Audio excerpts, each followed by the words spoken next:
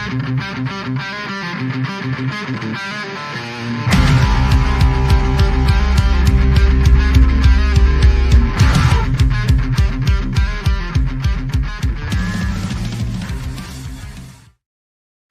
and welcome back to another episode of the British and Irish Eagles. I am your host, Liam O'Neill, and the OGs are back in town together. We've got Phill the Fenceman Stevens, Mik the Beard Shagger McGibbon, and of course myself, Liam the Irish Eagle O'Neill. You may already hear I've got a bit of a throat infection at the moment. Rapturous applause by all the listeners, as they won't be hearing as much from me on this podcast as some of the others. So I'll kick us off and I'll try to do my best hosting job because we are getting close to the season opener now.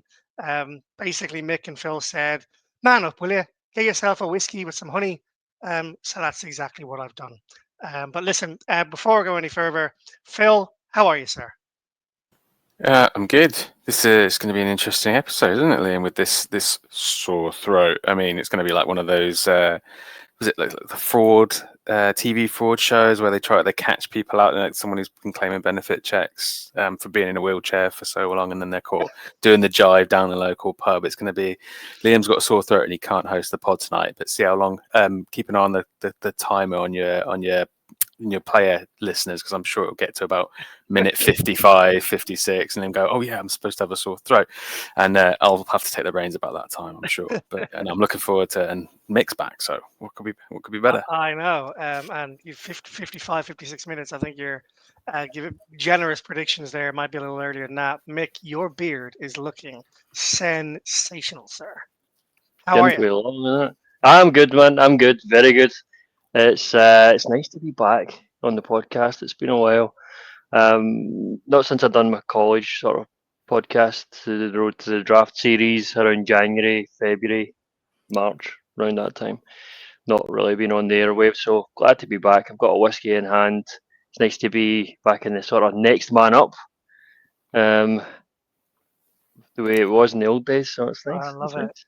I love it. Throwback shout there. Next man of podcast, and I don't know if you guys have seen. I mean, slight, not intended, slight segue here to the Phillies.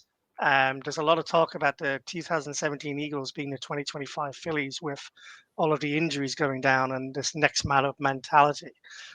So maybe we could see a double whammy of Phillies World Series and Eagles Super Bowl champions this year. Get that double parlay. Yes, I'm using the word parlay. I'm now fully American. Onto your bet slips for the coming season. Mik, it's great to have you back. I know my mother will be very happy to hear you on the airways. So shout out to my mom Joan listening in, who is coming over to Philadelphia in 2 weeks. She arrives 2 days after we beat the Cowboys at Lincoln Financial Field. So looking forward to seeing her. Shout out to you, ma'am. Right, I'll kick us off because let's see how long this whiskey lasts for us.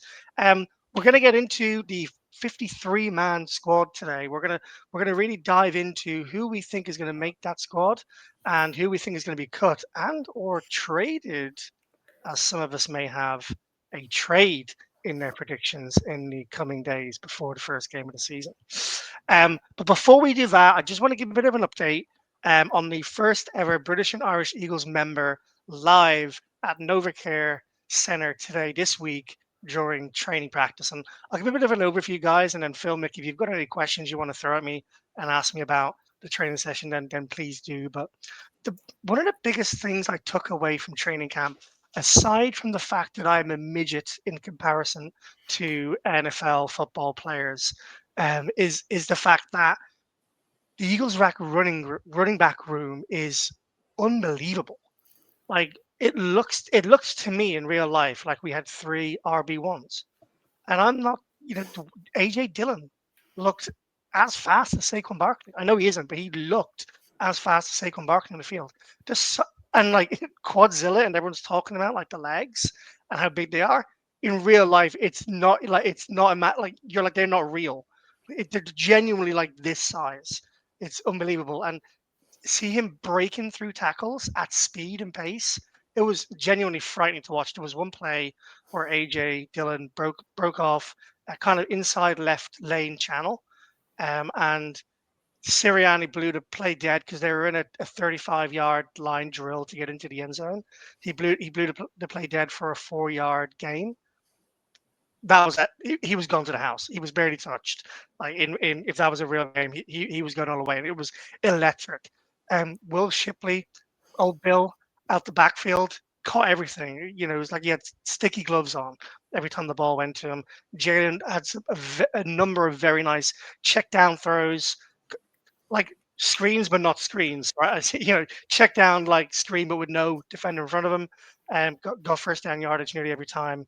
And then Saquon Barkley was just Saquon Barkley. I mean, I don't have any other words to describe how he was. I genuinely think that was one of the biggest things I took away from the training camp was the running backs and the difference, the drop off after those three to the next three was ridiculous. Like I was watching our friend Jamal Singleton do some of the running back drills. The video where you see him with his punching gloves, like trying to punch it out, and the speed difference between like the top three guys versus the other three guys, and how quickly their feet were moving on the ground, and how quickly they were able to shift and change was unbelievable. I think this is the best running back room the Eagles have probably ever had going into a season, and you know, it's a bold statement to say we'll be fine if Saquon goes down, but if the worst did happen, I genuinely do think the Eagles would be fine at running back. We wouldn't be as good, obviously, but I think we would still have a chance of winning the Super Bowl. So that was one of the biggest takeaways I had from camp. Johnny Wilson, by the way, looked great. He was doing loads of drills with DTR. Coll McCord wasn't playing, so it was sorry, McCord was playing. It was Tanner who didn't play. So it was McCord, DTR, and Hertz, and they were doing a number of drills with Johnny Wilson, kind of over the back shoulder catches, and you know, brilliant hands the entire time. One of the biggest human beings I've ever seen in my entire life, and I was really, really sad to see him go down the way he did. He went down right in front of us, went into the tent, and then they brought him off in the car. And you know the way they say, if the knees are bent, it's okay. His knees were flat down, and it looks like we found out today ankle and knee injury for Johnny Wilson out for the whole season. So feel really sorry for him. Jalen Hurts didn't have a great day, but he was throwing to wide receiver 5, 6, 7 for the entire practice without Landon Dickerson and Lane Johnson in his offensive line. Jalen Carter had a good day, batted down a couple of passes that Jalen probably should have did a better job of. But I think you guys would have seen that Carter all training camp. You see a stat of Jalen Carter bat down pass like at the line. So I think we're going to see a lot more of that from Jalen this year. I'm trying to think what else stood out to me. Mechie was catching punts in the backfield, which I thought was interesting. And Cooper had a really good catch from Jalen. And Jalen all looking great again. Other than those injuries, doesn't matter because he had, I think, the best practice he had all season yesterday. 4 touchdowns, 14 and 15 completions. So it was crazy. It was fun. Got to see Spadero. Got to see Big Dom. Got to see Hollis. Jamal texted me afterwards saying he was sorry. You know, he couldn't get to me. But yeah, British and Irish Eagles waving the flag in Novacare. Gents, any questions for me about the team and what I saw? You're forgetting the most important guest of honor that you had a nice photo taken with, well, both of them, because they're now together finally, the trophies. That's true. Yeah, and that was on the walk-in. So I've been to Novacare before a few times, Flex. You go in a different way at this time out to the like you don't go in the main entrance. You go in like a side gate, and you go down along the tree line. It's really nice actually. And then as we were getting in, um, there was Reggie the Eel, who was majestic. I've never seen an eagle up that close before. Katie saw one of it in the past. I think up close. I never have. Massive, and the two trophies. Um, you know, and do you know what's amazing about that picture with those two trophies? Last time it's going to happen because you know next year it's going to be 3. It's true. But I mean, I think it's special because we can. I'm not going to go into it, but like the one was special because it's the first. It's the one you never know if it's going to happen again. People dining out on that moment and feel like it may never be this good again. When you've got 2, there's that different approach, that different thought. It's like this is now a collection. We're going to build on this. There's a much more shift, and I think you're right. Like there's, we joke and say it's going to be 3 this year. If it isn't this year, it's definitely going to be in the next few years, I feel like, because it's like, it's hard to do it year on year, but if they don't do it this year, then they're positioning themselves well for like the dynasty. So I think I it's think the word you're looking for here is standards. hmm. And it just feels like the Eagles have a different level of expectation and base level standards now. Saw a stat today that there were 100 more training camp 7-on-7, 11-on-11 snaps this year than there were the year after the Super Bowl win last time around, which just shows how much more seriously I think the Eagles coaches are taking coming off a Super Bowl year. And everyone just seems like they're such a professional there. CJ Gardner Johnson was probably the last person you would have thought had that kind of diva personality. I suppose the only one you could say who's still there is AJ Brown, but we all love AJ and we wouldn't want him to change at all. It just feels like there's a level of professionalism and standards at the Eagles, and it probably goes into the draft room and the types of characters that they're drafting, but also the types of characters that they're trading for. Like Mechie sounds great in every interview he's done so far, and he looked great on the field. Cooper, did you guys see the press conferences yesterday? Literally every single player who was asked who's your breakout player this year, they all said Cooper. And Jalen Hurts was quoted as saying they're all quoted saying he's mature beyond his years, like he handles himself well, he works about it as a professional. So I think standards is what you mean there, Phil, and I agree wholeheartedly. Definitely. See those trophies, Liam. Just where are they placed? Did the players walk past them? Are they there every day of training camp, and the players see them every day? They know it's so In the they're looking foyer. at them as they're entering the training field every time they take the field, and they can see exactly what they're playing for. Is that something that the Eagles are doing on purpose? Do you think? Like, do you So it's think it's it's an that's a interesting strategy? It's an interesting question. I can't give you a definitive answer, but let's try and find out through coach, because where we came in, they were displayed for the fans who were coming in, so the players wouldn't have walked past them on that morning for training camp.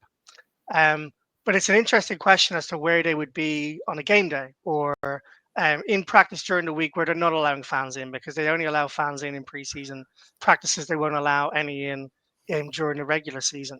I think they're usually in the foyer, as Well, Phil said, that's where it was when we were out there which last they will year. say every single day they walk in. Yes, every day they walk into another care for practice, they will see both of them. They might need to widen it, Phil. Those cabinets were very big the last time I looked. Oh, I'm pretty sure they'll find space. Of course, they've got all the murals plastered all over the walls and things like that of the Super Bowl LIX victory and all the plays that were made, the dagger and Jalen Carter and stuff like that. So constant reminders of why they're there and what they can achieve as a unit. So Well, one other final thing I'll say about practice. This isn't to do with the players. If you've got any more questions about players' positions, then please do ask. But I had probably one of my favorite bucket list moments in my life, because while we were hosted by Lincoln Financial, shout out to Lincoln Financial for bringing me and other members of the Gallagher team who I work for. Um, you're able to walk around, so you have to stay in your tents before practice starts, but as soon as practice starts, you're allowed to walk around. So there are two kind of stepped spaces right on like the 50 imaginary 50-yard line of where practice is being played. And I was walking over just to see what was around. And as I was walking over, I saw Elliot Shore Parks, and then I saw Zach Berman. And then I saw a few of the other beat writers. So I was like, okay, I'm going to go up and I was texting Elliot, went up and said, hey, Elliot, and then hey, Zach, and I sat down. I didn't realize Bo and EJ Smith were behind me until a few minutes later, but they were a few rows back. No Shilkapati. I didn't see Shield. Dave Zangara was in between ESP and Zach Berman.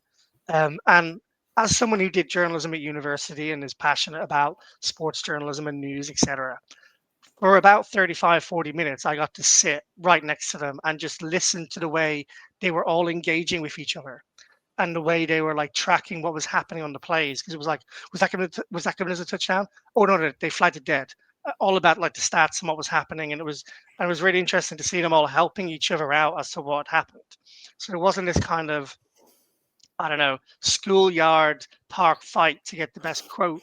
it was a very Yeah, the like first guy to get the A scoop communal and thing, isn't break it? it down. yeah, it was exactly. It was very much a if you didn't see something, then one of the other journalists would say that happened, and then it would be funny because they would disagree about whether that was a touchdown or whether that was a sack, and what I will say is the person who they all look back to every single time to get the final like, okay, what was it?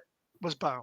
Right at the back every single time they all turned around and they all looked at Bo and they said, you reckon? And Bo was saying they'd all go, "Well," so you could tell like specifically in training camp, not as a journalist overall, but Bo's very well known for being very good in training camp. I think he wins the 53 man roster projection nearly every year.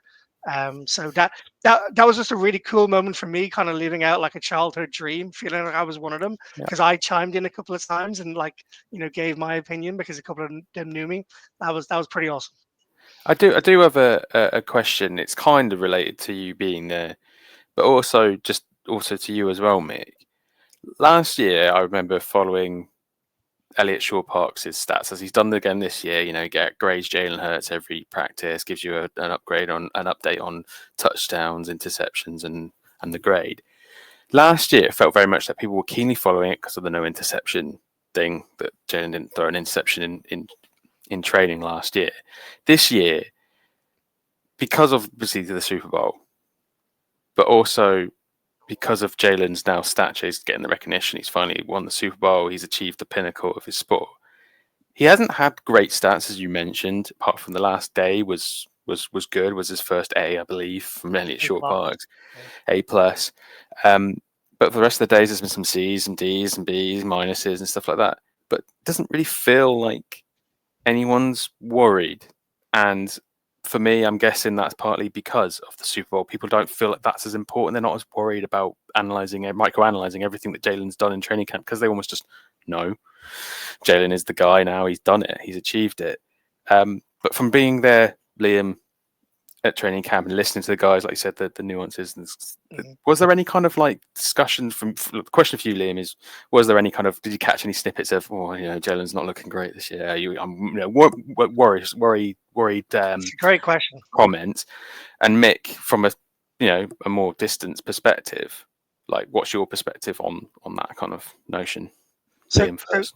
yeah, so I'll answer both from my perspective and I'll let Mick answer from his. So, firstly, yeah, there was a couple of times where Jalen, because he had a bad day when I was there. There was a couple of times where like Jalen was trying to force the ball in, or Jalen had overthrown someone, and a few people were like, "See, told you." It wasn't like people were saying like it wasn't like everyone was in agreement, but there was you could definitely tell that there were people in the beat writer forum who do not believe Jalen is as good a quarterback as some of us believe. And that was evident when Jalen made some bad throws specifically. And there was one particular play where Jalen held onto the ball a long time and then scrambled and had 3 or 4 yards. And people were like, see, this is what I'm like, almost like, see, this is what I'm talking about. This is why they're not going to win again, or blah, blah, blah, etc. So, yes, there was that. But what I will say about the stats this year is two reasons why I think they're not as great this year. The defense has dominated in the early part of camp, and that happens a lot. I think that happens nearly every season. It takes the offense a while to Yeah, it does. catch up to the defense. But secondly, there have been so many injuries on the offensive side of the ball and that the defensive side haven't had. So Jalen has not been playing with his first team offense the entire camp, but the first team defense has pretty much been fully fit the entire time. But Mick, sorry if I stole your thunder on that, or if you have a different opinion or view on it. Mate, like at a very high level, I don't give a shit. I don't give a shit about training camp stats and how Jalen's doing and how well he's throwing and the targets he's missing or the targets he's completing. It's a training session at the end of the day. That's what it is. That's what it's for. He's there to make his mistakes. He's there to try out new things, to get different looks from the defense, to get different situations from the offensive coordinator, who again is another new person that he's taking instruction from, and for whatever else that they're trying to install in this new year, because it's not the same offense that he's running as it was last year. It's similar, but it's not the same offense. So there's going to be teething issues. There's going to be times where Jalen's not right on the mark but there are times when there will be, and that's fine because it's practice. At the end of the day, it's practice, and that's what it's for. That's what everybody just needs to calm down. I mean, Yeah. if we graded quarterbacks purely on practice, Zach Wilson would have a gold jacket on, you know. That's a very good Mhm. point. You make a really good point as well, Mick, which I just picked up on, was about the offense being different. Again, so Phil, what every single training camp, the defense is always good to start, and the offense plays catch up. But there's a new offensive coordinator, and Jalen has a new offensive coordinator in every year since 20 BC. Like, he always has a new offensive coordinator. So you make a very good point, Mick. They've got the same defensive coordinator, Vic Fangio, Big Dick Vic, right? And they've got him again this year, and they've got most of their defensive weapons. People are saying the defense is really different this year. No, it's not. It's not that different. Still got Jalen Carter. Still got Jordan Davis. Still got Ojimo, who's going to easily be better this year. Still have Smith. Still have Jalen Hunt, who had in the playoffs. Still have Zach Bond. Still have N'Kobe Dean. Very Still have Mitchell. Still have DeJean. Still have Reed Blankenship. There's barely any. There's two starting defensive players who aren't there in the defense this year. And this isn't against you, Phil. I suppose I'm just trying to dispel this notion that the Eagles' defense, are they going to be as good this year? Yeah, they fucking are. They're probably going to be better because most of these guys were young rookies or second-year players who are now Pro Bowlers or in the top 100 NFL players list and are only going to get better, right? I think you both may have kind of assumed that that's where I'm at, and No, I don't thinking think you're right, that, but it was more that knowing Philly fans as they are, this sort of stuff feels like normally there'd be a lot more talk, there'd be a lot more discussion on Twitter. You see a lot more comments and a lot more discourse saying, "Oh, he's thrown If 5 he didn't win a interceptions this Super Bowl training now, camp." Phil, they But would that be calling hasn't for been. his head. Yeah, but there hasn't been that, and that's kind of what I want to touch on. Is Yeah, that no, you're right. because of Yes. why is that? Why is it? It's And because he's won what a are Super various Bowl and theories? he was Super Bowl MVP. And had they lost again to Mahomes, I guarantee you all the clamor on the radio right now, based on training camp, would be Tanner McKee needs to be starting quarterback week 1, without Can you doubt. imagine? Without doubt, it would. You're so right. It absolutely would, But because that's he what would have been it's to like, 2 Super Bowls. They would be saying that the defense was the best in the league. They'll be saying they had Saquon Barkley and AJ Brown and Devontae Smith and Dallas Goedert, the best offensive line in football. If he lost that Super Bowl this year, they would be clamoring for Tanner McKee at quarterback. And if that didn't happen, Sirianni's head would have been chopped if it wasn't already. man, That would have been what would have happened if they win the Super Bowl. how good is Tanner McKee been? I just a side note, I'm just it's weird because we've got Jalen Hurts, it's fine, but if we didn't have Jalen Hurts or a quarterback as solid as he is, we'd be chomping at the bit to see that guy. I imagine what he could do if he was starting caliber quarterback in this league, which he is. I mean, if it, because there's rumors that he's going to get He is based on picked up practice by and someone. There's based going on to a be. few preseason games. Going back to Mick's point about Zach Wilson, personally, I think there's a little bit of an overhype on Tanner McKee. I think we need to see more of that in a regular Well, we can season go back game. to the Dallas Cowboys game, which was a real game last year. I know what I'm saying is I feel like there's enough there. It's exciting to think about what he could do if he was. You're talking about all the other quarterbacks in the league where there's question marks over them. You just think, hang on a minute. I know Exciting in what team, Phil? Surely not Colts. exciting in the Philadelphia Eagles team, right? You're No, not trying to I tell me you're mean, excited with that prospect. on one hand, I'm obviously really happy we've got a solid backup quarterback because it gives me that confidence of not having to worry so much about Yeah. Jalen being protected at all costs. Obviously, you want that, but if a team came calling and he got traded, much we don't want that. I'd be excited to see I what think he he did. might Like a command team the first. there's talk of what I don't know. Saints. Definitely Saints, a second. yeah, He won't be traded for less than a second. Like you trading think about for all Chris the Olave. maybe you think of all of the quarterbacks that are drafted in the first round that can't even wipe their own fucking arse when they get to training camp and make it onto the field. This guy's proven, I know I'm contradicting myself a little bit here. I do think the hype is a bit much because I need to see more, but I think he's proven that he's better than most quarterbacks that were drafted in the first round over the last 5 years. And we know this happens. Deshaun Watson, bad example. He was drafted late, but he was very good for a few seasons. You look at the GOAT, obviously Tom Brady, of all time. He was drafted in the sixth round. Quarterbacks can be drafted. Dak Prescott was a fourth. Again, not the best quarterback in the league, but a very good quarterback nonetheless. Quarterbacks don't need to be drafted that high to be good. I think it's yeah, I agree. I agree that he is good. I agree that it's exciting. I don't like the idea of being excited for him playing for the Eagles because I want Jalen to be fit and playing. But I love the idea of us trading him to another team for a second or a first, or maybe we trade him and another guy for a first. But on that point, what about the rumors of us trading for Richardson from the Colts, which have surfaced the last couple of I was days? wondering if you're going to bring that one up.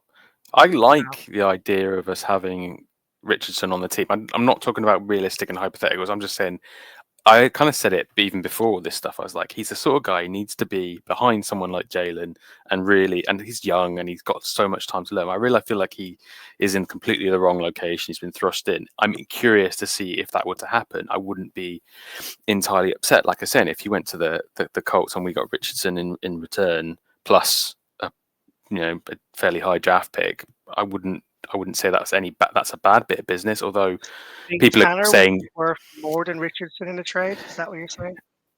well, yeah, because of him getting dropped and not being the player that the Colts Yeah, would but need him to be Richardson was right now. what, number 4 overall, or 3 overall, or 2 But like overall? you just said, it doesn't matter. It should, like, I'm not saying it's, I agree. I'm just asking the question. Would I, the Colts want to take another quarterback off of us? I think this is a little bit different, Mick, Didn't but go yeah, well for them last time. Yeah, maybe not. I think But that's we what some didn't. people have said, like a second or a third, make it conditional first, second. If Tanner McKee sort of starts so many games, honestly, you joke, Mick, but the same sort of deal where we're like, you can have him, we'll take Richardson off your hands because clearly he's not fitting in there. It feels like they're almost at the point of no return with him if they're putting Daniel Jones ahead of him. If I think we get he's. an upgrade Sorry. out of it, because Tanner's not going to, like I said, you don't want him starting for the Eagles, so I guess you'd rather have someone. Yeah, I'd rather see get the trade value back from. I agree. But the thing is, like, you got to think to yourself, what would you use Richardson for when he was in the Eagles? I can think of only 2 reasons I would use Richardson for if he was at the Eagles. The first reason would be if we are down 6 points and we're at our own 40-yard line and it's fourth down, and I want someone to throw a Hail Mary because he's got a fucking massive arm. So I would have him there for a Hail Mary throw. Other than that, you could maybe make the argument that he's big enough and strong enough and athletic enough to do the touch push to save Jalen from injury. They're the only 2 reasons why I think I would have Richardson.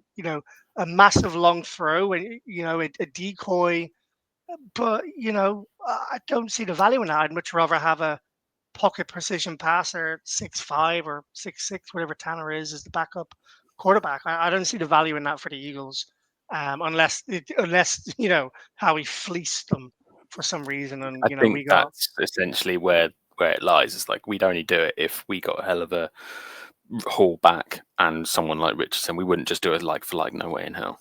No point. Yeah. What do you think, Mick? Just no deal. Don't even put them on the table. I'm good where we are, or is there a Nah, deal I'm you'd be good. willing to accept? Yeah. Well, I mean, if we're talking like a first round pick from the Colts, yeah, I'm going to take that because you're going to get a high pick, and how he'll end up drafting Proctor or someone from Alabama, and it'll be like a generational tackle that we've got in our hands again. He'll replace Lane Johnson in a couple of years' time, and it'll just be how he's done it again all over again. But that would be the only scenario. I don't really want Anthony Richardson. I'd rather just to pick and not bother with bringing Richardson in. I just don't like him. I just don't like him Same. at all. I think his attitude is terrible. He should never have declared for the draft. He was not ready coming out of Florida. He'd only played a handful of games. Yeah, Phil, the how same good is for that? the How fact good that is it he would have having been Mick DSU. back on the podcast? Like we're in fucking August, and he's thinking about trades in the sense of who we could draft in next year's class. Like Yeah. me and you are like, who? It's like, oh, Richardson, yeah, la la la la. He's just like, nice shit. Move on. No, I just like you're I talking know. about. Did you see the Alabama guy? Did you say a tackle? Like Yeah, I mean, Caden Proctor is going to be one of the top 5 picks probably if you this reckon? it goes well. Goes well this season. I'm Yeah, gonna say that changes a lot though. How often do the top 10 picks in the draft end up being the top 10 picks in the draft? That's a yeah, good they do move about quite a bit. Yeah, that's a good quiz question for British and Irish Eagles fans listening into the podcast. Maybe we'll do a little quiz on Twitter, X, and Instagram, etc. Of the current top 10 prospects for the draft next season. Um, pick 3 players that you think are locks for the top 10 picks, and then we can work out some kind of point system and give away my left you'll need sock. to exclude quarterbacks, mate, because this is a quarterback draft next year. Well, we'll exclude quarterbacks then. We'll exclude quarterbacks, and I'll give my left sock to the winner. No, I'm joking. Yeah, Uh, I'll teach you how to set everything up to run that competition, Liam. Shots. that's a very good point. Thank you, Phil, for volunteering. No. Right. Right. We should probably get to the 53-man roster, shouldn't How's we? your voice? Do you need me to take over yet? I'm all right for now. I mean, I think I'm going to struggle tomorrow morning, but the whiskey seems to be kicking in pretty well. Good, So I'll good. give you a Whiskey nod fixes when I need to go everything. and get another one. Put some honey in it, and then yeah, you take it. There you go, Mick. You probably got it by your desk. That's what I'm doing wrong here, right? I'm not going to buy my desk ready to pour. Yeah, you got to keep the bottle beside you, mate. You don't have it with ice. Yeah, I need a little ice machine next to me as well if I was going to do that. Oh, that's Top a tip: problem. get a thermos of really ice cold water, sort of happy medium. Good shout. Anyway, Whiskey tips brought to you by the British and Irish Eagles, sponsored by Loch Lomond. Love that. Right. Okay. So let's go into predicting the 53-man roster. So I think what we're going to do, folks, is we're going to go through our locks, because there's no point in us debating whether Jalen Hurts or Cam Jurgens and co are going to be on the 53. So let's go through the locks first, and then we will go through the other spots that we think the Eagles are going to be agonizing over in the next week. When does the 53 get announced? Mick, Phil, do you even know which day that is? Is that Tuesday. It's point. Tuesday next week. Tuesday? All right, thanks. Mick, Tuesday next week, so they'll get the Jets game in. I was tempted to go, but it seems like a bit far and I'm not very well, so I'm not going to go. I wouldn't go Tuesday with the next week. scepter rules as well. Apparently, that's going Well, to be I a nightmare know. for you on week 1. Yeah. Or are you getting an Uber limo or something like that? Probably. Yeah, Hummer pink limo with no, I'm joking. All right, locks, Eagles offense. We got Jalen Hurts, Tanner McKee, obviously locks at quarterback. We got Barkley, Dylan Shipley, locks as the 3 running backs. We got Brown, Smitty, Dotson, locks at the 3 wide receivers. There might be some people listening in saying there were more locks, but let's leave it up to let's see how it goes. Tight end, the Eagles only took 2 tight ends onto the roster last year, so locks are Goddard and Grant Calcaterra. O-line locks are the 5 starting O-linemen, and as Johnson, Mailata, Jurgens, Dickerson, Steen. Defense side of the ball, the 3 safety locks are Reed Blankenship, Makuba, and Brown, although I do need an update on the Makuba injury because I don't know what the prognosis was on that. Cornerback locks, Cooper DeJean, Mitchell, Jackson, and the recently traded for Booker to Bennett. Linebacker locks, Bond, Campbell, Dean, Trotter Jr., having been there. Some people might say Trotter Jr. isn't a lock. I think he could maybe start. So they're the 4 linebacker locks. Defensive line, combination of DE and DL, DT even. Jalen Carter, Jordan Davis, Jomo, or as someone was typing earlier on, a Jomo, Nolan Smith, Jalix Hunt, Ty Robinson for me is a lock, and Aziz Ojolari is also a lock for me as well. Well, I think for all of us, but they are the locks on the 53. That's 37 in my best Irish accent. Locks, which means there are 16 spots to pick from that 37, if my maths is correct. Oh, I also didn't mean, obviously, the locks are Jake Elliott, Brendan Mann, and Charlie Huglet on special team. That makes up the 37 in total. So I think the first obvious place we should go is quarterback. So I'll pass it over to you, Mick, first. How many quarterbacks are the Eagles taking through to the 53?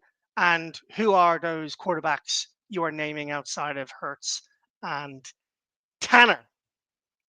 Yeah, this was a difficult one for me, like off the bat, because in my heart of hearts, I really just wanted to carry two because the two quarterbacks haven't really impressed me that much throughout training camp. We did a bit of a group poll before the preseason game against the Browns, and who are we carrying? Is it going to be DTR? Is it going to be Kyle McCord? And it was a bit split between the two of them, and we said, and a lot of people voted for, well, let's see how the game goes first, and then we'll decide afterwards. And was not impressed by anything that DTR done in that game, but Hmm. at the same time, equally as unimpressed with what Kyle McCord done as well, although he didn't have uh, the horrendous plays that DTR had during that game. He threw a suicide ball up in the air that was just, what are you doing? What are you doing in that situation? That sort of thing does not get you on a roster, son. You're going to be hitting the streets because of that one play, because it will stay in people's minds, because it was on national TV on NFL Network. So Yep. DTR for me, gone. He left my mind from that game. That game just decided it for me. Even though the word from camp was that he was, the better of the two throughout camp so far, but I mean, it's a fine margins that we play here when we're selecting 53-man squad. So DTR's gone. Kyle McCord, I think the Eagles are going to keep him.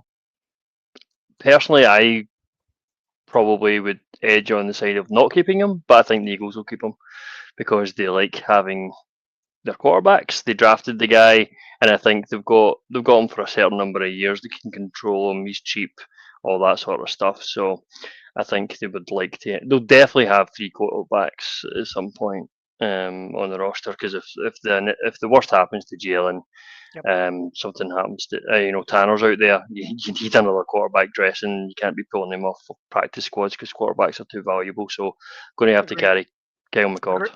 Agreed. And I think in that scenario, Mick, we trade for someone. I don't see Kyle McCord being the person they trust as the starting quarterback if they go down. So, but agree, he needs to be there as that backup, even if those two people go down.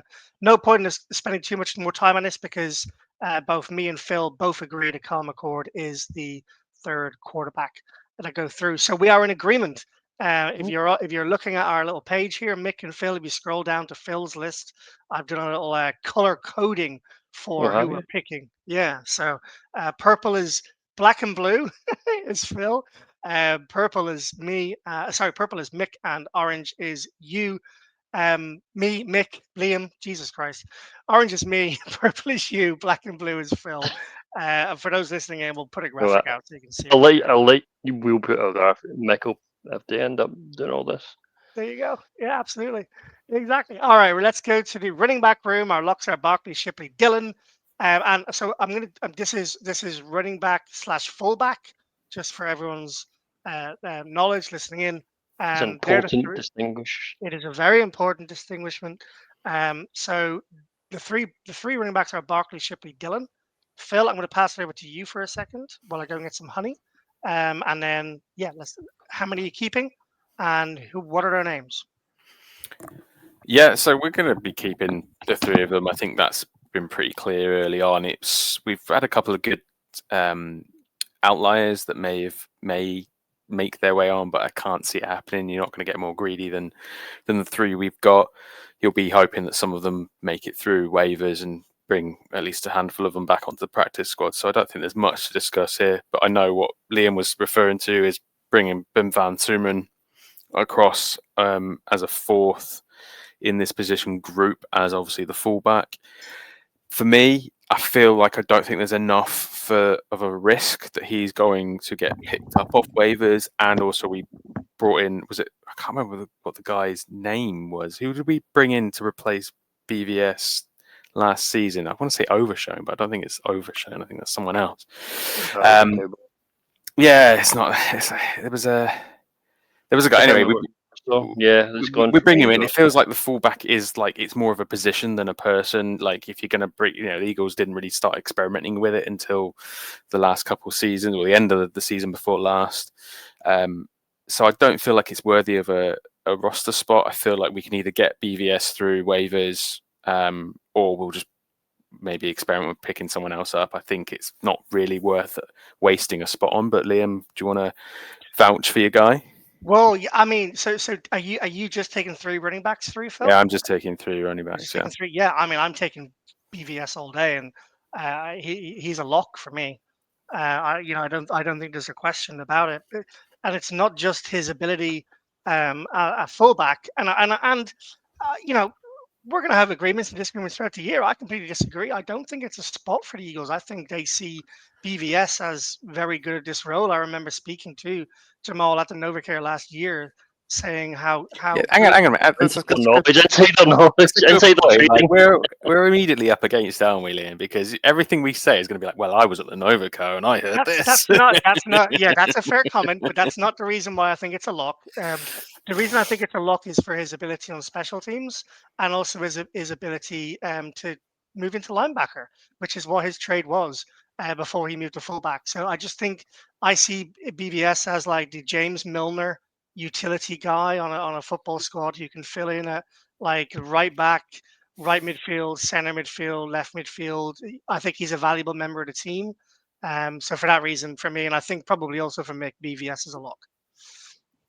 Yeah, I'm taking BVS as well. I think he's got enough value there. I think the Eagles quite liked what they were able to do last year from the fullback position, and would maybe like to keep that installation in the offense. So that could be a nice wrinkle for this year, and something else for opposing defenses to have a think about, have a headache about when BVS is on the field. It's even as a disguise. It could be valuable even as a disguise. BVS could be on the field but not doing anything, but the defense are like, oh, he's on the field. What's he doing? So And it using will that be as a it would be takeaway. boring if we all agreed on every single position. No one want to listen to that podcast. So, Yeah, I'm taking him. Let's come on board. all right, good stuff. Okay, so AJ Brown, Devontae Smith, Jahan Dotson are the locks at wide receiver. Mick, are you taking 6, 7, 5, 4? How many are you taking, and who are they?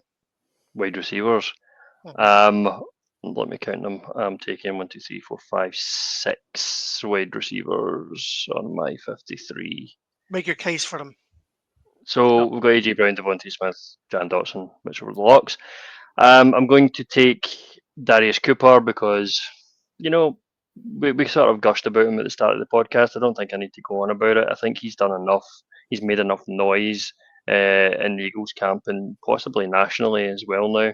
He's grabbed the attention of the media. And so if he went to waivers, I don't think he would make it through. I think he might get claimed. So Darius Cooper, I think, will make the roster. John Yep. Mechie, who we've just traded for from the Texans, I think will also make the 53.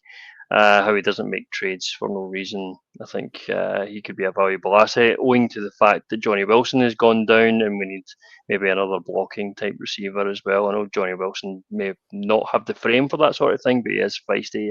He is known for that sort of thing.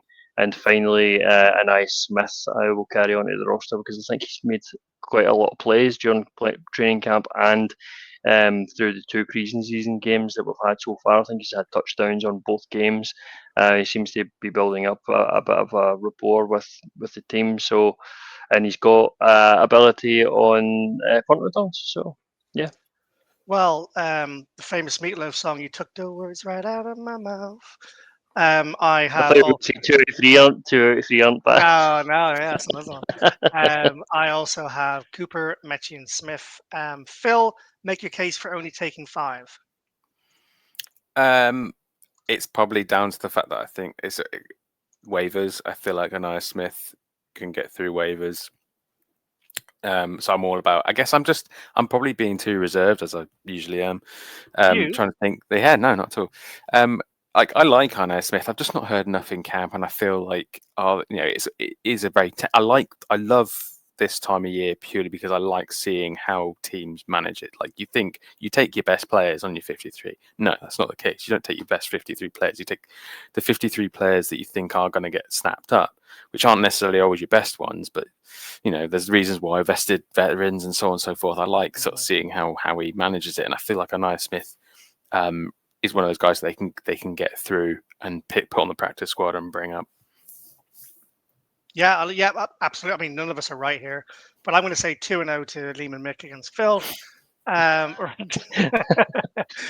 was close to cutting Anais. Like Anais was like one of the last couple of selections for me. Like I put down 5 receivers, then I circled back. I will say that he was probably the last inclusion. And same for me. I can see a scenario where Anaya Smith doesn't make the 53.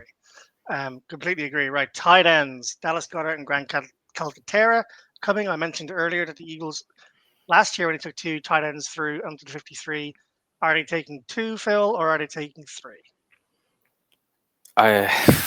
They didn't seem too bothered about the tight end position this year. I don't think they're going to put too much emphasis on it and be wasting an extra roster spot on a guy that we there are a lot of guys, and I have quite Latu and lots of other players that have been in the ballpark. Obviously, Granson and the trade to the Texans, sorry, to get Mechie in the first place.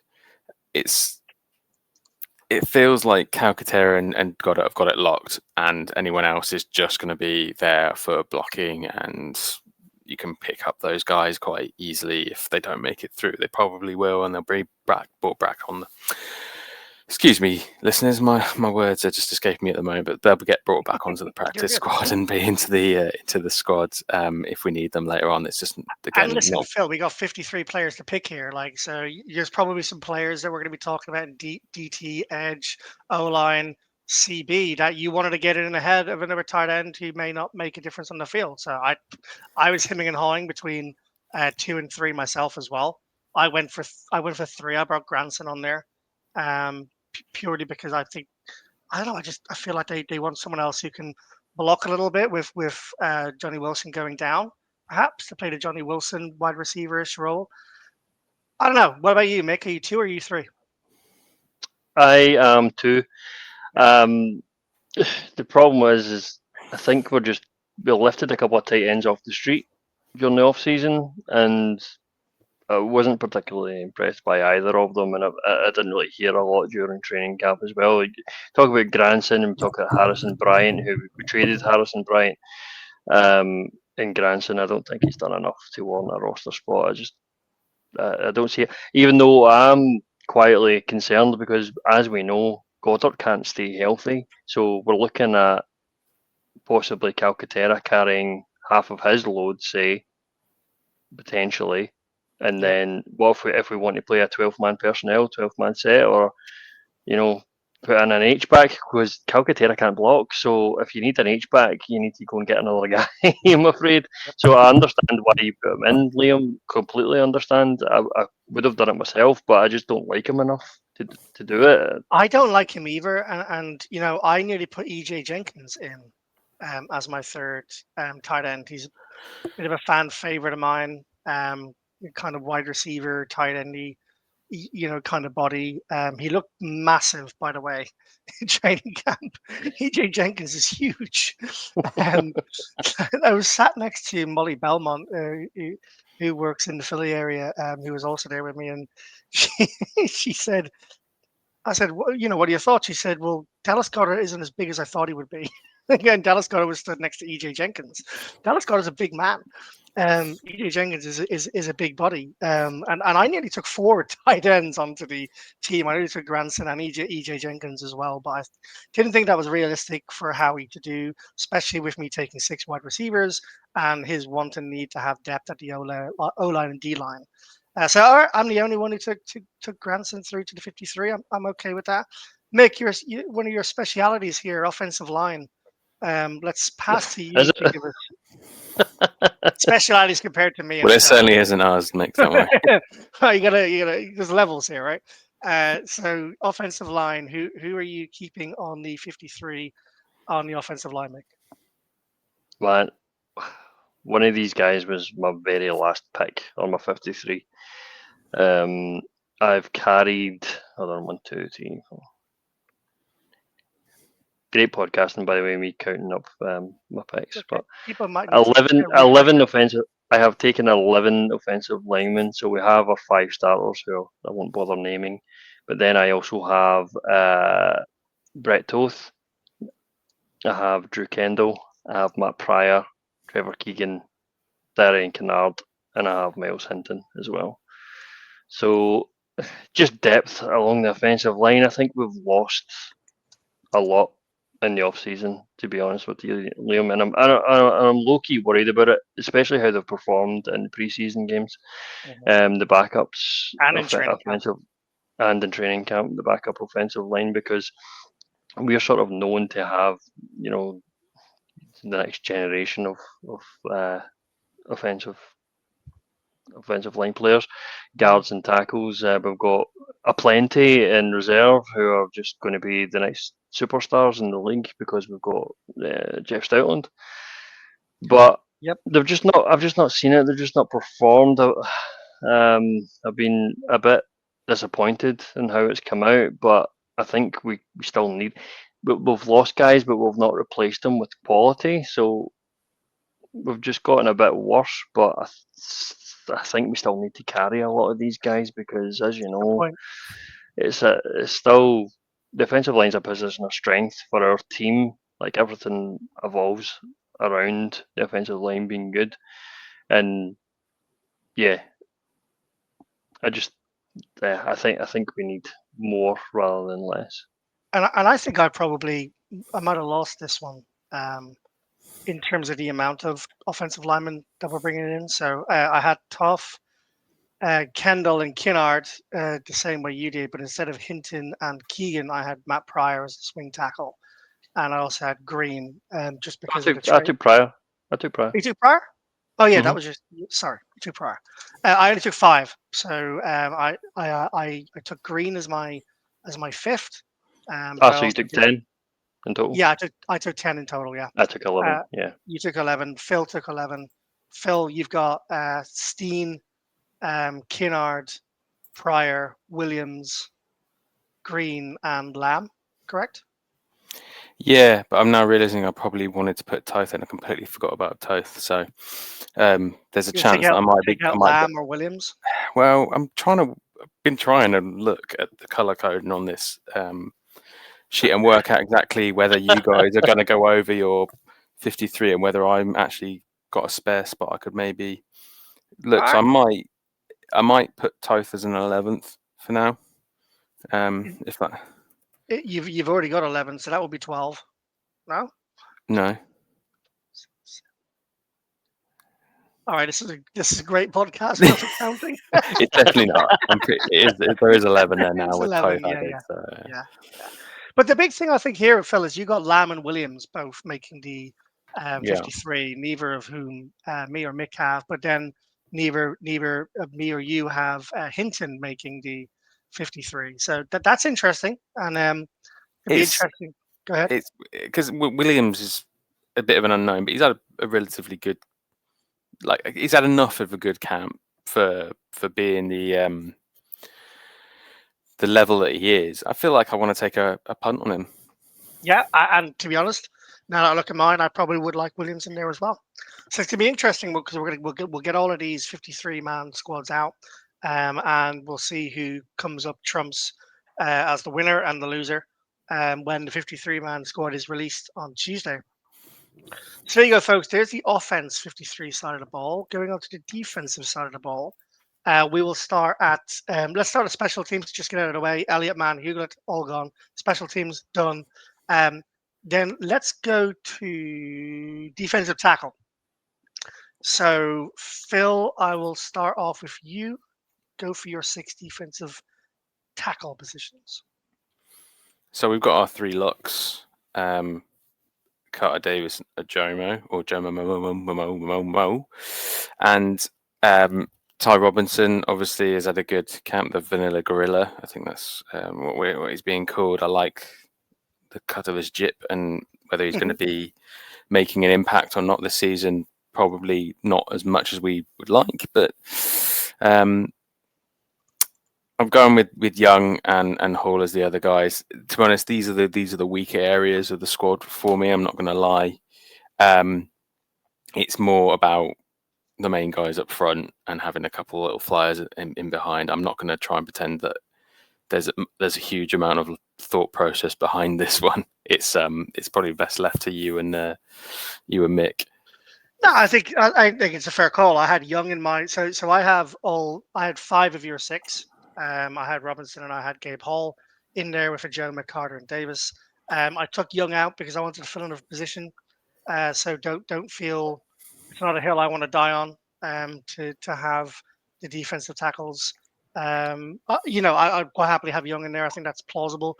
Mik, did you had Carter, Davis, and Jomo? Did you also have Robinson and Hall? And did you have anyone else? I had Robinson and Young. No Hall. No Hall. I took Hall was my last decision. So just to go through where my mind was at, it was between Hall. Isn't that your third last decision, or do you mean on the No, DT no. rather than the 53? Well, no, that's yeah. It was between Hall and Hinton. It was between Hall and Hinton for me. Gotcha. And I just slightly favoured Hinton because he's a draft pick, and that was the only reason. Yeah, that's fair. That's fair. All right, going to the defensive edge position, we have Nolan Smith and Jalix Hunt as the 2 locks here. Mik, you go first. Who else did you have at the defensive end position? I think we said Ojulari was going to be a lock. He was a lock for me as well. Yep. So yeah. Yep. And Uche, I've taken Josh Uche as well. Okay, so no Patrick Johnson. No. No Okaranku. No. Phill, 2 of whom you had in yours, and I believe also 2 who I had in mine. It feels scary. Like we don't really have much at that position. It feels like quite a bit of a need. Like, see if Nolan Smith goes down. Like, well, I see Campbell as an edge as well. I don't necessarily see Campbell as just a linebacker. He's taking some reps there. Did he take a lot when you were at training camp? How was he lining up? Did he take? He was lining up as a linebacker, but he was pressurizing the quarterback nearly. Was he working out in drills, like bag drills and things like that? Was he with the edge group at all? The edge group were at the other side of the field. I had the wide receivers, running backs, and cornerbacks. So I don't know if he was or he wasn't. You were at the sexy side of the field. Yeah, where all the action happens. Apparently so. Well, depending on your disposition, I suppose. No, but that's really interesting. So, so Phill, me and you have the same, and Mik is not taking Patrick Johnson. I do think Patrick Johnson makes the 53. Okaranko, he was my last. He was my flyer pick to get in there. So I could definitely see him going to the practice squad. I could see him being picked or not picked on waivers either way. No real strong feelings on my behalf there. So that's interesting. And then linebackers, feel like this was the easiest group to pick. Yeah. 4. You had 4? Yeah. Go ahead. Who's your 4? Do you not have 4? Me and Phill both had 5. 5? Bond, Campbell, Trotter, and Mondon. Is that? Nakobe Dean? Oh, he'll be on PUP. Put him on PUP. He's on PUP. Maybe we got an extra player to pick here, Phill. He's not going to start the first 6 games. I'd put him on PUP. Okay. All right, we got an extra one, Phill. I'm going to go and put Williams in my offensive line position. And I'm going to put Dean on PUP. But, I think what I said rings true, right? It's clear that they're the 4 linebackers with Dean playing when he can. Yeah. Now, this one's a really interesting one. Cornerback. This is so hard. Mik, I'll go to you first. Or Phill, do you want to go first? No, I'll just throw in a comment, and I'm happy for Mik to go first. I didn't think it was difficult at all. Okay, go ahead. Sorry. Go on then. Quinyon, Jackson, Ringo, DeJean, Ricks, McWilliams, and Bennett. Say that again. Quinyon, Jackson, DeJean, Ricks, McWilliams, Bennett. So you've got have you got 7? Yep. Interesting. I took 6. We all have different cornerbacks that we took through. So Phill took 6. He took Mitchell, DeJean, Jackson, Ricks, Bennett, McWilliams. I did not have Ricks as one of my cornerbacks. and I also don't have Ringo because I think that Ringo is going to be traded away. Ooh. Bit of insider knowledge. Friend of the Ooh. friend of You friend of the waited until 59 minutes 50 seconds to drop this one. Honest. You'll need to cut this to the start of the podcast and then tease it for. bit of insider knowledge. I won't name the person, but a close friend of the podcast spent training practice on Monday with Keely Ringo's mother. And You will know who that is, Liam. When you the say feel someone's mother, it can only be one person. and then yeah, and basically, I don't know if you know who's going to be. They basically said that there's a very strong possibility that Ringo is traded. I do think that Ringo would be an attractive trade for other teams, based on his physicality and athleticism. I don't think the Eagles are very high, and it was pretty obvious that he didn't get any first team reps, or very few the last few days of practice. So I think the locks for me are Mitchell, DeJean, Jackson, Bennett, and McWilliams. Maybe not even McWilliams. I because I had five. I had this trade. I had them trading for another cornerback. Before then, I had them getting Winger out and another cornerback in that position. So it'll be interesting to see what happens there. I've You been got any wrong many names? times before. Thrown any names into the ring? I wouldn't be surprised to see us go for Isaiah Rogers to see if we can get him back in Not the really. mix. Really. Yeah, I would. Well, maybe that's Where is more he? of a Minnesota? Is he in Minnesota? Minnesota Vikings. He was quoted today as McConnell was quoted as saying that Isaiah Rogers was begging for him to return punts. I think it's more of a fantasyful pick rather than a logical pick. I think it's probably going to be hard for the Eagles to actually get that done. But I would love to see Isaiah Rogers back at cornerback position for the Eagles. I Probably would love it as unlikely. well. I would Probably take it. unlikely that they'll get someone that good when they've already traded for Bennett. But I see Ringo going, and perhaps a position elsewhere will be filled, or perhaps a cornerback position, which takes us to safeties. I had the locks as at Blankenship, Makuba, and Brown. Did you guys have all those three at locks? I know some people aren't 100% sure on Brown, but I think given the lack of depth there is at safety right now, I think he is a lock. Did you have anyone else at the safety position as well as those three, Phil? McCollum as well, just because I feel like he's been in the team for long enough now that he's a good depth piece, good backup piece. Not gonna, like I said, our options are pretty thin, so it feels like he's almost. They're both Brown and McCollum are going to be locks, just because we haven't got any better options. Whether that changes in the next few days or weeks, Cooper knows? DeJean had a few snaps at safety in training camp this week, which I thought was interesting. I don't think Yeah, in he'll, base. yeah, in base, yeah, and I think he'll probably pick up that position if that does happen during the season. But Yeah, interesting. Cooper DeJean, again, he's much better than BVS in terms of like a utility person, but he also lined up at the outside corner position this week at training camp. So he was also returning punts as well. So you've got punt returner, you've got potential outside corner nickel, which is where he's obviously best, and perhaps safety, which maybe means the Eagles feel a little bit better about some of this lack of depth at cornerback and safety, knowing that DeJean can fulfill multiple roles if and when someone goes down, or if and when someone isn't performing to the level that they anticipate them performing at. Mm. It's an interesting Do you one. do you want to hear? We carried 5 safeties last year on the roster. Right. Now, see if you feel down on the safety room at the moment with what we've got. So your Blankenship, Makuba, what's his face? Brown. Brown. God, thank you. Brown and McCollum. Well, last year we carried CJ, Blankenship, Avonte Maddox. We carried him as a safety. James Bradbury. We carried him as a safety. And Tristan McCollum. So if you're feeling down about the safety room at the moment, last year is notably worse than it is right now.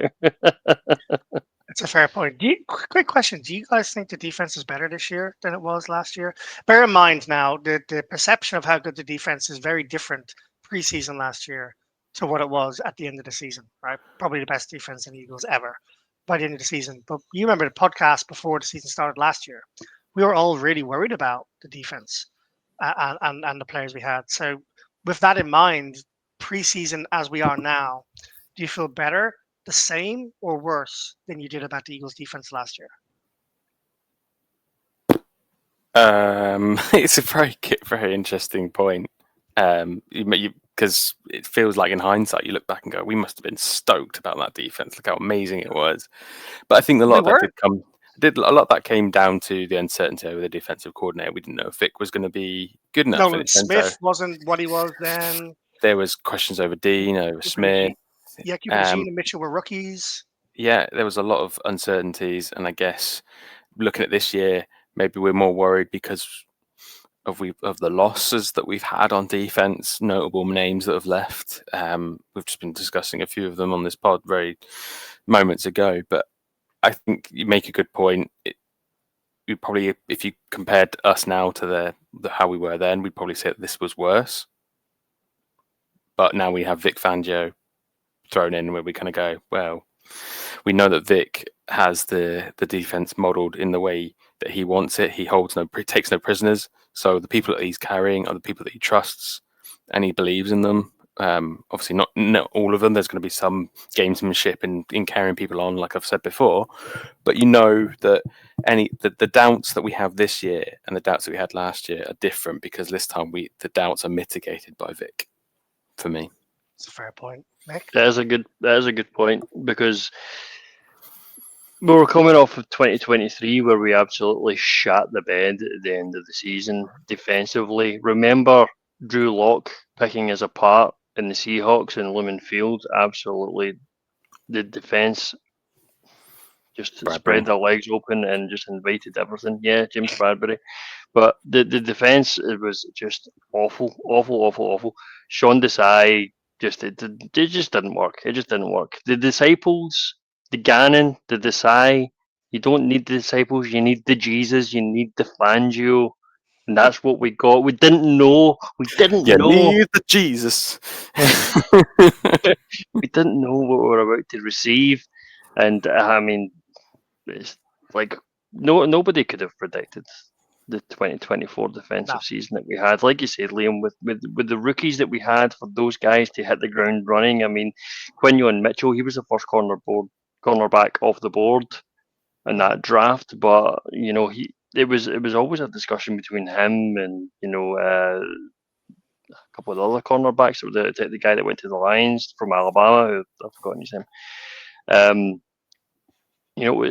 That was the discussion, but he didn't have quite the sort of Pro Bowl caliber level, the NFL top 100 level that Quinion did that year. So, like, we looked into a lot of positions with Quinion playing so well, with Cooper DeJean coming in after a few weeks, not even playing training camp at all, and then performing to, again, another, like, all-pro level, establishing himself in the NFL top 100 as well.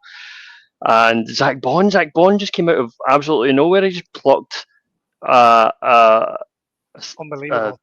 an edge sort of role player off of the Saints, who are a terrible team.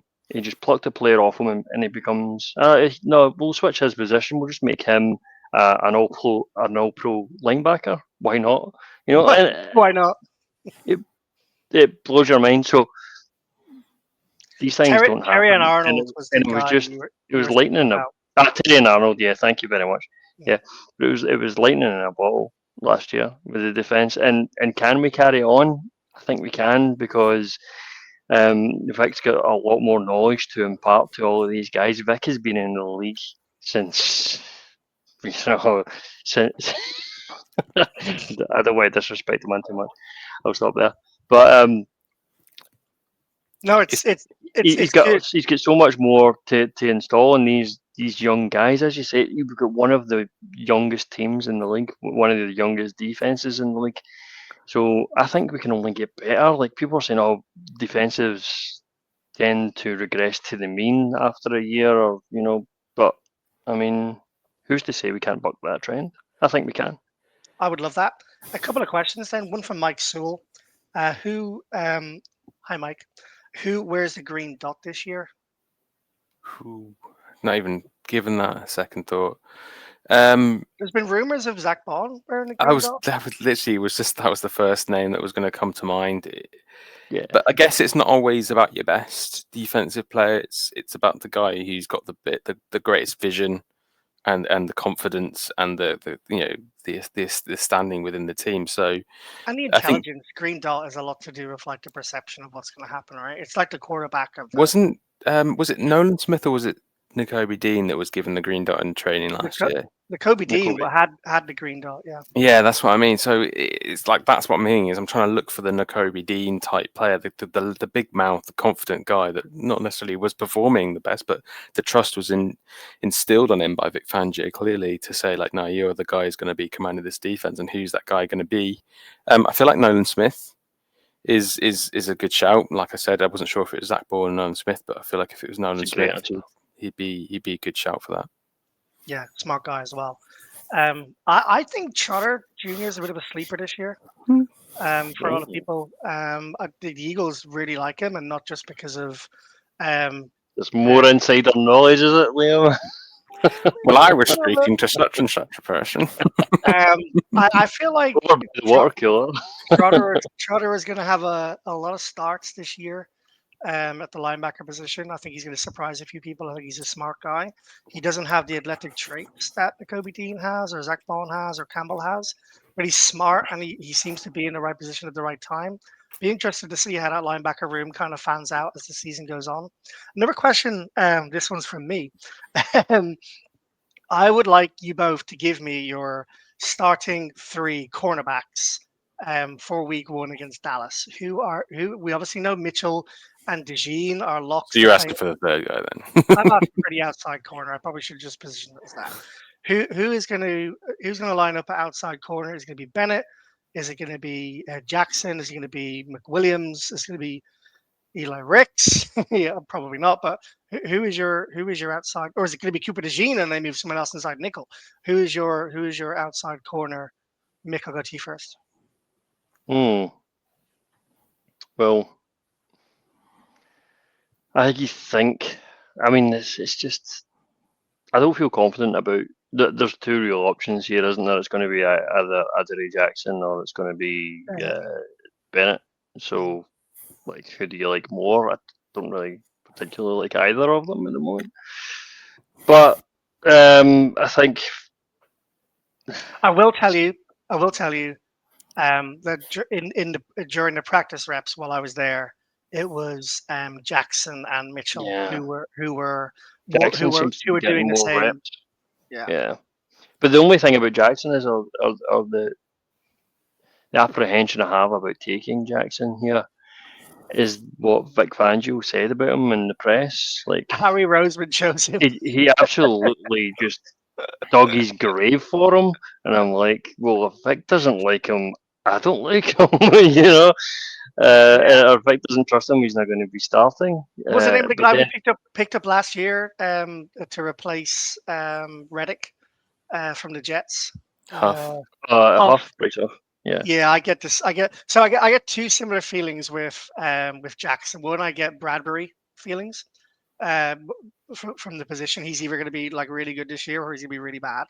And I also get the Fangio Huff kind of feeling, you know. But then again, like you remember in preseason last year, we were all wondering why Nolan Smith was playing like every snap of preseason, and Fangio was like, he just isn't ready. He isn't ready. And then Nolan Smith went on to have an incredible season. Maybe we do see the same out of Jackson this year. I'm going to say Jackson just for the sake of the conversation. I'm going to say Jackson because it's 2 weeks away until we play the Cowboys. It's 2 weeks. Yeah. And Bennett hasn't taken enough reps, and Jackson will start, but Bennett will end up taking over for him by week 3. I think I agree with you. 2 weeks, 2 hours and 15 minutes away for that first kickoff against Dallas. Phill? Just copy and paste. honestly, like I was with you. I was on the roller coaster with you, going, I don't like Jackson. I'm not sure about Bennett, but Vic doesn't like Jackson, so I'm going lean towards Bennett. But then you're like, well, you need Jackson. It's probably more the logical bet because Bennett's not been here long enough, so on and so forth. Come to the Horrible. same It's horrible. conclusion. It's not a great position to be in. I maybe just go Bennett just for contrarianism. Just say, look, I'm going to bank on the fact that he'll pick it up. It might be a rocky start to the first couple of weeks, but we need which one do you believe in more? And I feel like the team or the coach doesn't believe in Jackson, so there's no point putting him in the hope that Bennett is going to pick it up on the sidelines. No chance Keely Ringo is in that spot. I feel like he's He's getting traded, is he not, Liam? he's getting Well, traded, or that's he's my going opinion. to be on the practice squad. I don't But, think he makes it through waivers. But how? I just a reminder, guys. Like I know, like it's easy. I'm getting excited. Fantasy season is in full flow. Are you But doing just any leagues remember, this year, Phil? Are you Hmm? managing any leagues this year? No, not hardly any. I'm really dreading tomorrow. Thanks for reminding me. We're drafting. Well, there's not all of them, but the main ones tomorrow, and it's going to be chaos because I'm going to be chasing fucking squirrels everywhere. Anyway, what I was going to say was just remember how last season started.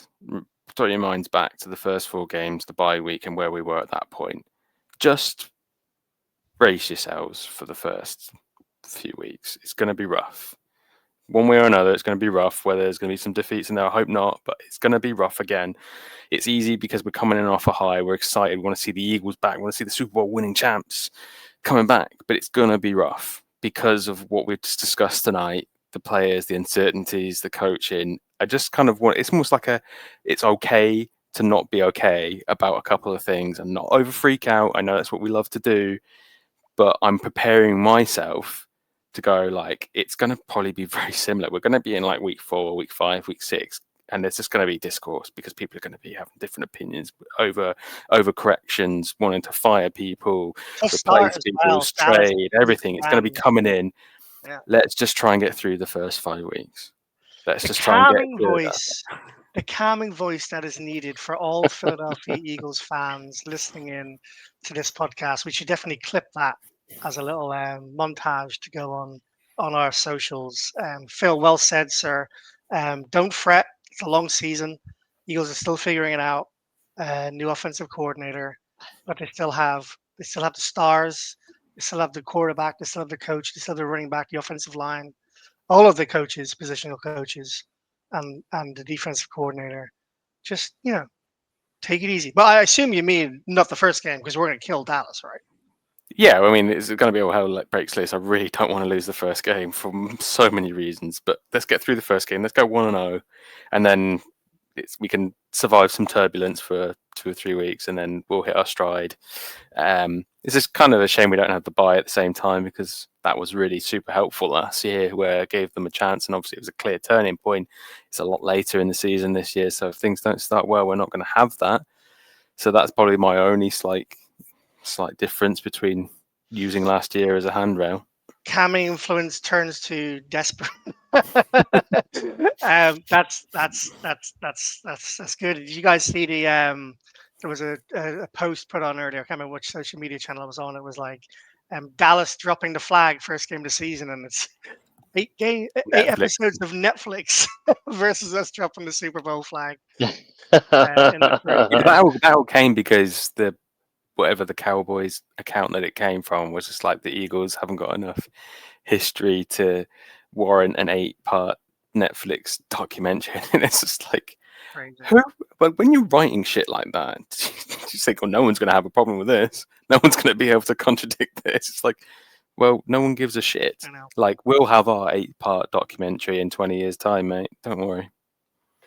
Yeah, we'll take the Super Bowls over the media, and we haven't talked about anything since. But Jerry Jones coming out and doing that, and making that comment a few weeks ago, which was like, it's a soap opera, and every now and again, I need to go in and stir a little pot, and all the media personalities and reporters around the league were like, I can't believe he actually said that out loud, like what we were all thinking and guessing. You're now giving it credence. Just crazy. Vic, how happy are you that we're run by Jeffrey Lurie and Oh, Harry so Roseman? grateful. So grateful for Jeff Lurie. Like, you see these teams that are just so badly run, blatantly badly run, like the Cowboys, like the Bengals. Just you're just not in that position, you know. It says all you need to know when people who like media personnel, there might be opinions, but they're probably not far off. When people are saying that, like with the Micah Parsons situation, that Jerry Jones would rather use the player as a tool to get the team in the headlines than he cares about. And that says it basically says everything to me. It's like, it's not so much whether the Cowboys are better than us, whether they're going to beat us or not. It's like, as long as that is the mentality, the vibe that your owner and GM is passing out, then you're not going to win anything. And that's all it says. That's all I need to know. Hear, hear. Well, I think that wraps it up for this episode of the British and Irish Eagles. Really enjoyed having you back, Mick. Looking well, sir. Phil, good to have the full band back together. You got Phil Mount Stevens, the engine, and actually, I think that's a fair change of name from the fence to the engine because we don't run the British and Irish Eagles without you. It's also near the end of the podcast because Amos has come over and told us that it's the end of the podcast. So it's a bye from me. It's a bye from Amos. Phill, Mik, it's been a pleasure to have you guys on again. Let's get the band back together sooner rather than later. And Tony Burton, if you're listening in, looking forward to having you back on the podcast soon, my friend. We are the British and Irish Eagles. We are Philly Sports International. My voice feels a little bit better after 3 drinks. Go Birds. Let's go.